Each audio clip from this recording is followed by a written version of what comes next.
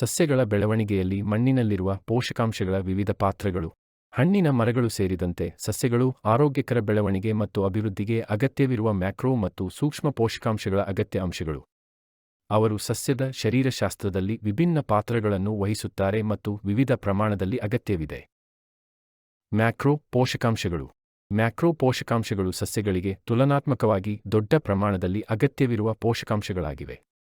ಸಸ್ಯದ ಒಟ್ಟಾರೆ ಬೆಳವಣಿಗೆ ಮತ್ತು ಬೆಳವಣಿಗೆಗೆ ಈ ಪೋಷಕಾಂಶಗಳು ಅವಶ್ಯಕ. ಸಾರಜನಕ. ಸಾರಜನಕವು ಎಲೆಗಳ ಬೆಳವಣಿಗೆ, ಕಾಂಡದ ಬೆಳವಣಿಗೆ ಮತ್ತು ಒಟ್ಟಾರೆ ಸಸ್ಯದ ಶಕ್ತಿಗೆ ನಿರ್ಣಾಯಕವಾಗಿದೆ. ಇದು ಕ್ಲೋರೋಫಿಲ್ನ ಪ್ರಮುಖ ಅಂಶವಾಗಿದೆ, ಇದು ದ್ಯುತಿಸಂಶ್ಲೇಷಣೆಗೆ ಅವಶ್ಯಕವಾಗಿದೆ. ರಂಜಕ. ಪಿ. ರಂಜಕವು ಬೇರಿನ ಬೆಳವಣಿಗೆಗೆ, ಹೂವು ಮತ್ತು ಹಣ್ಣಿನ ರಚನೆಗೆ ಮತ್ತು ಸಸ್ಯದೊಳಗೆ ಶಕ್ತಿಯ ವರ್ಗಾವಣೆಗೆ ಅವಶ್ಯಕವಾಗಿದೆ. ಇದು ಒಟ್ಟಾರೆ ಸಸ್ಯ ಆರೋಗ್ಯ ಮತ್ತು ರೋಗ ನಿರೋಧಕತೆಗೆ ಕೊಡುಗೆ ನೀಡುತ್ತದೆ. ಪೊಟ್ಯಾಸಿಯಂ. ಕೆ. ಪೊಟ್ಯಾಸಿಯಂ ನೀರಿನ ನಿಯಂತ್ರಣ, ಕಿಣ್ವ ಸಕ್ರಿಯಗೊಳಿಸುವಿಕೆ ಮತ್ತು ರೋಗ ನಿರೋಧಕತೆ ಸೇರಿದಂತೆ ವಿವಿಧ ಶಾರೀರಿಕ ಪ್ರಕ್ರಿಯೆಗಳಲ್ಲಿ ತೊಡಗಿಸಿಕೊಂಡಿದೆ. ಇದು ಸಸ್ಯಗಳು ಒತ್ತಡವನ್ನು ತಡೆದುಕೊಳ್ಳಲು ಸಹಾಯ ಮಾಡುತ್ತದೆ ಮತ್ತು ಹಣ್ಣಿನ ಗುಣಮಟ್ಟವನ್ನು ಸುಧಾರಿಸುತ್ತದೆ. ಕ್ಯಾಲ್ಸಿಯಂ. ಕೆಯ ಜೀವಕೋಶದ ಗೋಡೆಯ ರಚನೆ, ಬೇರಿನ ಬೆಳವಣಿಗೆ ಮತ್ತು ಒಟ್ಟಾರೆ ಸಸ್ಯ ಬಲಕ್ಕೆ ಕ್ಯಾಲ್ಸಿಯಂ ಅತ್ಯಗತ್ಯ.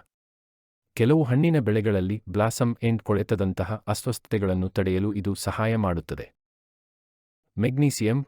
ಮೆಗ್ನೀಸಿಯಂ ಕ್ಲೋರೋಫಿಲ್ನ ಕೇಂದ್ರ ಅಂಶವಾಗಿದೆ ಮತ್ತು ದ್ಯುತಿಸಂಶ್ಲೇಷಣೆಗೆ ನಿರ್ಣಾಯಕವಾಗಿದೆ.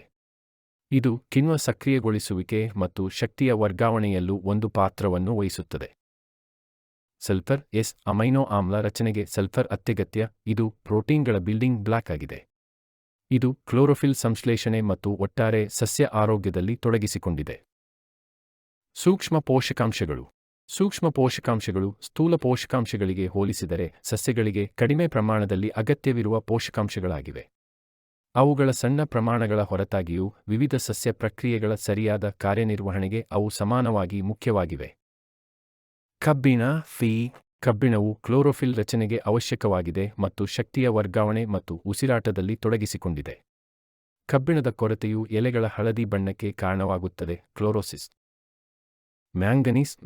ಮ್ಯಾಂಗನೀಸ್ ಕಿಣ್ವದ ಸಕ್ರಿಯಗೊಳಿಸುವಿಕೆಯಲ್ಲಿ ತೊಡಗಿಸಿಕೊಂಡಿದೆ ಮತ್ತು ದ್ಯುತಿಸಂಶ್ಲೇಷಣೆ ಮತ್ತು ಸಾರಜನಕ ಚಯಾಪಚಯಕ್ಕೆ ಅವಶ್ಯಕವಾಗಿದೆ. ಸತು. ಕಿಣ್ವದ ಚಟುವಟಿಕೆ, ಹಾರ್ಮೋನ್ ನಿಯಂತ್ರಣ ಮತ್ತು ಕೆಲವು ಪ್ರೋಟೀನ್ಗಳ ಸಂಶ್ಲೇಷಣೆಯಲ್ಲಿ ಸತುವು ಒಂದು ಪಾತ್ರವನ್ನು ವಹಿಸುತ್ತದೆ. ಒಟ್ಟಾರೆ ಬೆಳವಣಿಗೆ ಮತ್ತು ಹಣ್ಣಿನ ಬೆಳವಣಿಗೆಗೆ ಇದು ಮುಖ್ಯವಾಗಿದೆ. ತಾಮ್ರ. ಕ್ಷಯ, ಲಿಗ್ನಿನ್ ಸಂಶ್ಲೇಷಣೆ ಮತ್ತು ಉಸಿರಾಟಕ್ಕೆ ಸಂಬಂಧಿಸಿದ ವಿವಿಧ ಕಿಣ್ವಕ ಪ್ರತಿಕ್ರಿಯೆಗಳಿಗೆ ತಾಮ್ರವು ಅತ್ಯಗತ್ಯ. ಬೋರಾನ್. ಬಿ. ಬೋರಾನ್ ಕೋಶ ವಿಭಜನೆ, ಕಾರ್ಬೋಹೈಡ್ರೇಟ್ ಚಯಾಪಚಯ ಮತ್ತು ಪರಾಗ ಬೆಳವಣಿಗೆಯಲ್ಲಿ ತೊಡಗಿಸಿಕೊಂಡಿದೆ. ಸರಿಯಾದ ಹಣ್ಣಿನ ಸೆಟ್ ಮತ್ತು ಬೀಜ ಅಭಿವೃದ್ಧಿಗೆ ಇದು ನಿರ್ಣಾಯಕವಾಗಿದೆ. ಮಾಲಿಬ್ಡಿನಮ್. ಮಾಲಿಬ್ಡಿನಮ್ ಸಾರಜನಕ ಸ್ಥಿರೀಕರಣಕ್ಕೆ ಅವಶ್ಯಕವಾಗಿದೆ ಮತ್ತು ಸಸ್ಯಗಳು ಸಾರಜನಕವನ್ನು ಪರಿಣಾಮಕಾರಿಯಾಗಿ ಬಳಸಿಕೊಳ್ಳಲು ಸಹಾಯ ಮಾಡುತ್ತದೆ.